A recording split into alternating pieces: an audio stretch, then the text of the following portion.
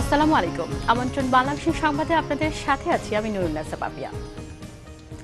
ঘূর্ণিঝড় রোয়ানু ধেয়ে আসছে উপকূলের দিকে। দুপুরের পর যে কোনো সময় এটি বাংলাদেশ অতিক্রম করবে বলে জানিয়েছে আবহাওয়া অধিদপ্তরের ঝড় পূর্বাভাস কেন্দ্র।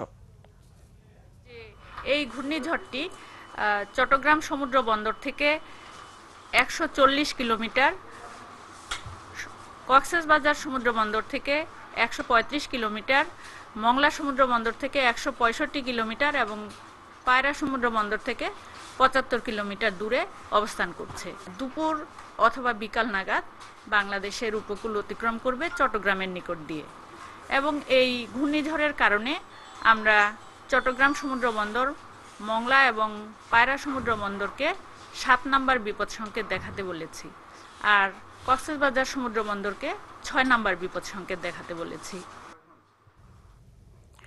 এদিকে ভোলার তজুমুদ্দিনের ঝড়ে শতাধিক বাড়িঘর বিধ্বস্ত হয়েছে।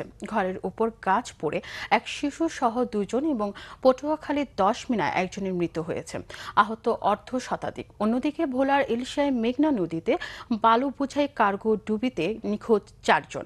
পানিবন্দী হয়ে পড়েছে সহস্রাধিক মানুষ। এরই মধ্যে বন্ধ করে দেওয়া হচ্ছে অভ্যন্তরীণ সব রুটের ফেরি সহ নৌযান চলাচল। ঘূর্ণিঝড়ের প্রভাবে সাগর উত্তাল।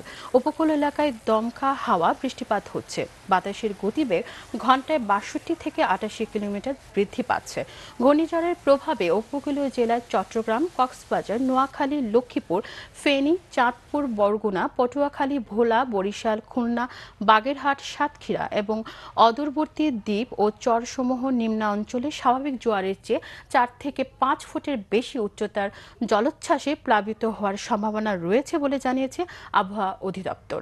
এদিকে দুর্যোগ মোকাবেলায় বাতিল করা হয়েছে উপকূলীয় এলাকাগুলোতে সরকারি কর্মকর্তা কর্মচারীদের ছুটি।